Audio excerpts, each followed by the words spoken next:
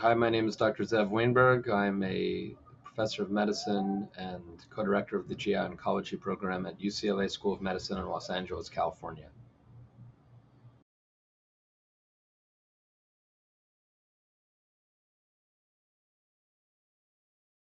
So one of the key elements after having either an esophagectomy or a gastrectomy is having adequate nutrition and making sure that the patient can ideally maintain their weight. They don't have to gain weight. We tell patients you don't have to gain weight after a gastrectomy or esophagectomy, but we'd like you to keep your weight stable.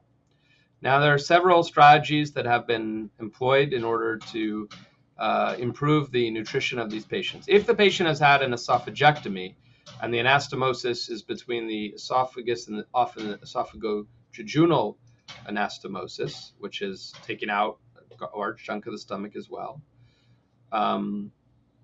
then ultimately some of those patients will have already had during the surgery a feeding tube placed.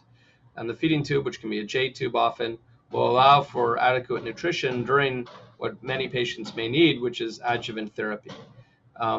That's the easiest way in which to provide adequate nutrition post-operatively after an esophagectomy.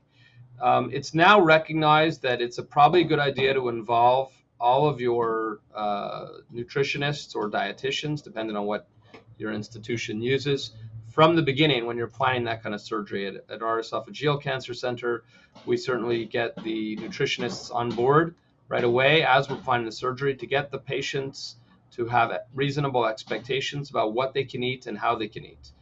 For example, after you've had either an esophagectomy or a gastrectomy, you can't simply go back to eating the way you were before with, let's say, 3 large meals over the course of a day. There are many reasons why you can't do that due to risks of dumping syndrome if the tumor was in the stomach, or if there was a total gastrectomy, or even with risks of dysphagia if there is a risk of an anastomotic problem. So patients have to be educated that they cannot simply go back to eating the same way they did before, and the nutritionists work with our patients to make sure that they're getting adequate nutrition during that period.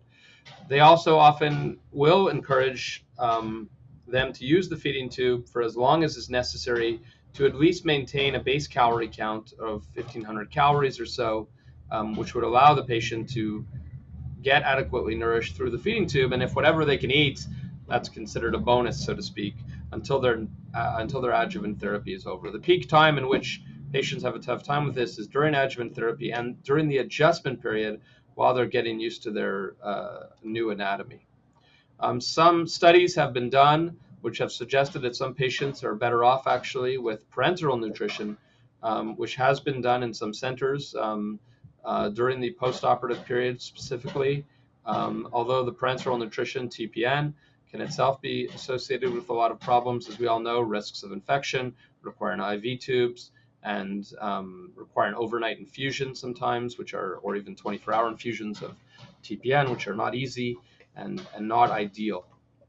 Ideally, in a patient who's had either an esophagectomy or a gastrectomy, we will start to educate the patient through a nutrition consult on how to use their new gut and how to use the feeding tube that most likely has been placed either during the surgery or in advance if they got a neoadjuvant treatment approach, to make the nutrition adequate and not cause them to lose further weight during any adjuvant therapy.